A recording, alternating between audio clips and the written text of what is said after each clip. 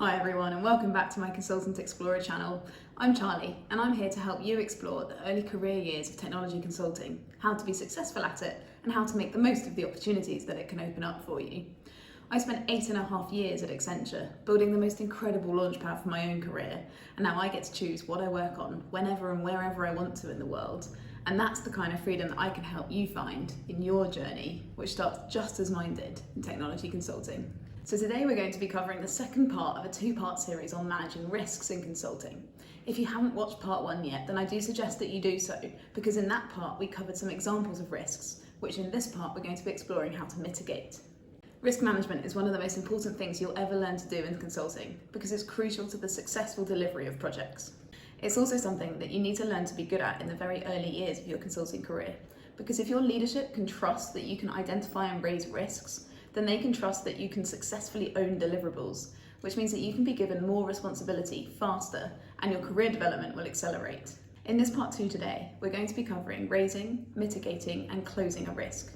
Part 1 covered what a risk is, how to identify a risk and whose responsibility a risk is, so that it could lay the groundwork for part 2 today.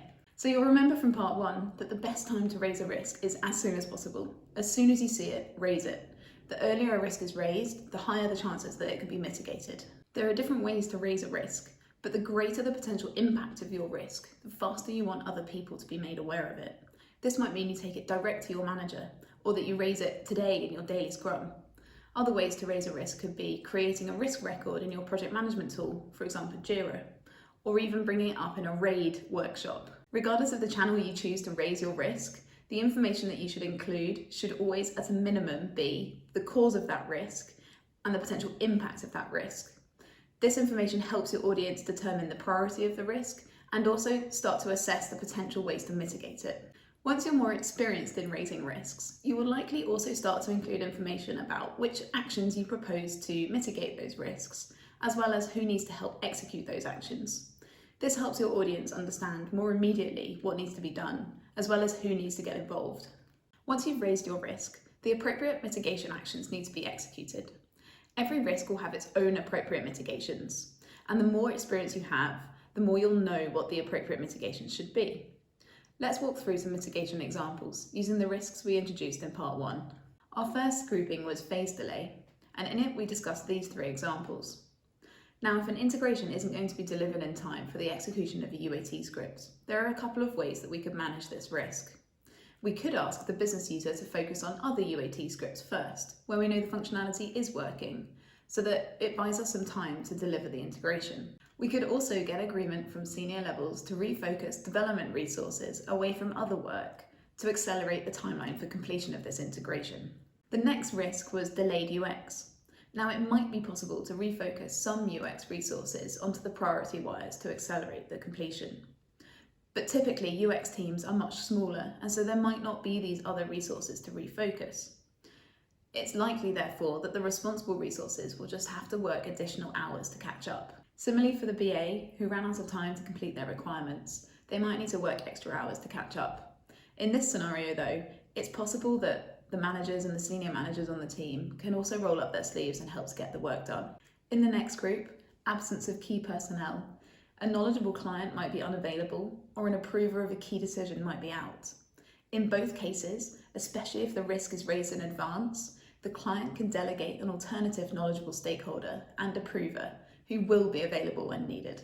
For the final risk in this group, if the sick leave of someone in your team is becoming long-term, then it is possible to staff an interim resource onto your team to cover, a little like when someone is brought in temporarily to cover parental leave. The third grouping was human error.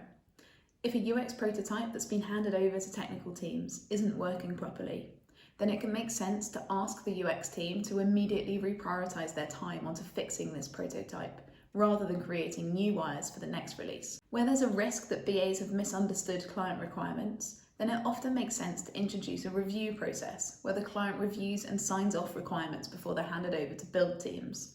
And in the instance that there is a standoff between a group of client stakeholders over a nomenclature decision, then often a tie-break methodology is introduced, which defines the process to follow if a decision cannot be reached collaboratively. It might stipulate that a particular person has the final say, or it might say that it should go to a vote. The final group was unknown or unforeseeable constraints. The first example here is discovering a technology limitation that was not evident when capturing or designing requirements. If this is the case, there is probably little breathing room between the time that it is identified and the time that the functionality needs to go live. It might be possible to find an alternative technical option if all the right business and technical stakeholders run a workshop together to reach a compromise. But if no alternative option is found, then it's likely that that functionality will be pulled out of this release and scheduled for the next one instead, so that the teams have more time to work on it. In the scenario where the business need changes during the delivery lifecycle, then the mitigation actions are going to depend on how and how much that need has changed.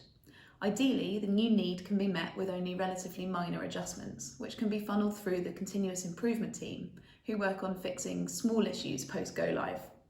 If the change is too major though, then new requirements will need to be added to the next release. And finally, where there are third-party dependencies that are not coordinating as expected, often this requires senior level realignment. Both programs will have their own objectives, milestones, and success criteria, and often these can conflict with each other. The leadership responsible for the success of each program needs to align with each other to reach a compromise that helps each other be successful. Now, these mitigations don't take place overnight. Often the actions take time to execute. So once a risk is raised, how is it tracked? How does everyone keep sight of it to ensure that it's managed effectively? Usually risks are captured in a risk log, which captures the risk, the impact, the owner, the due date, any actions planned, and the status. The risk log is reviewed at regular intervals, like in a daily scrum or in a weekly risk review. The review has to involve the people who are responsible either for actioning the mitigations or coordinating others to action them. A risk is only closed off from a risk log when it's no longer a risk, and actually that isn't always because it's been mitigated. Of course, when it's been successfully mitigated, it should be closed. But it could also no longer be a risk for some external reason, like for example if that business need changed again. And it can also be the case that the project team agree together to accept that risk and its impact, in which case tracking that risk is no longer useful and it can be closed. It's always such a good feeling to close a risk. Not just a safe and secure feeling, but a sense of achievement, especially if the mitigations have been collaborative.